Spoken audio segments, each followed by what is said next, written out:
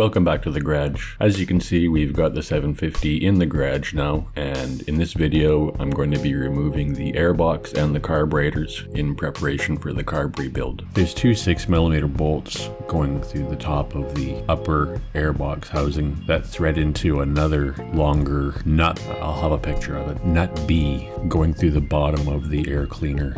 The lower air cleaner cover causes me a little bit of trouble. In retrospect, the order in which you'd want to undo all this stuff would be undo the bolts holding the airbox together. Remember to lift those bolts up so that you have clearance to get the air filter out. Push those bolts back down, loosen the clamps, then unbolt the top of the airbox from the frame and remove the airbox. As I'm gonna find out, it's kind of difficult to get the lower cover out unless the upper bolts are lifted up out of the way, but you can't really see that very well because the air cleaner is in the way.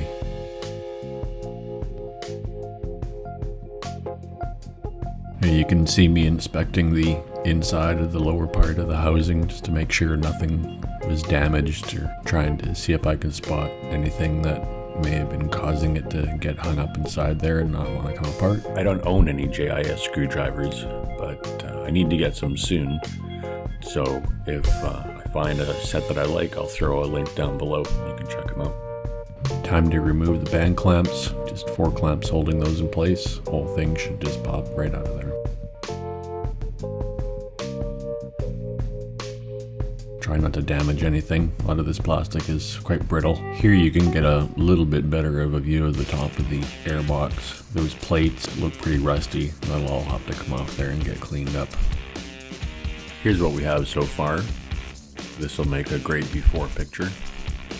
We'll get these broken down and order a new air filter. Time to remove the carburetor. A couple of the clamps that I'm removing right now to take the carburetor off were loose, which could have been a source of some vacuum leaks, which would have caused the engine to run lean.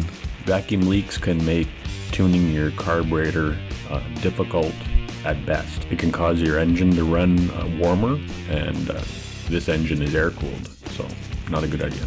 Once I pull out the spark plugs, there might be some indications of that. I'll be trying to find replacements for these carburetor boots.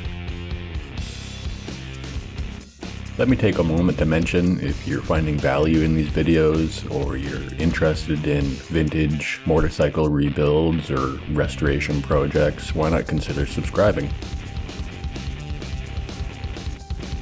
I removed the throttle cables off camera. Be sure to check out the next video. I'll be starting on the carburetors, and I'll reveal a special project I've been working on the side.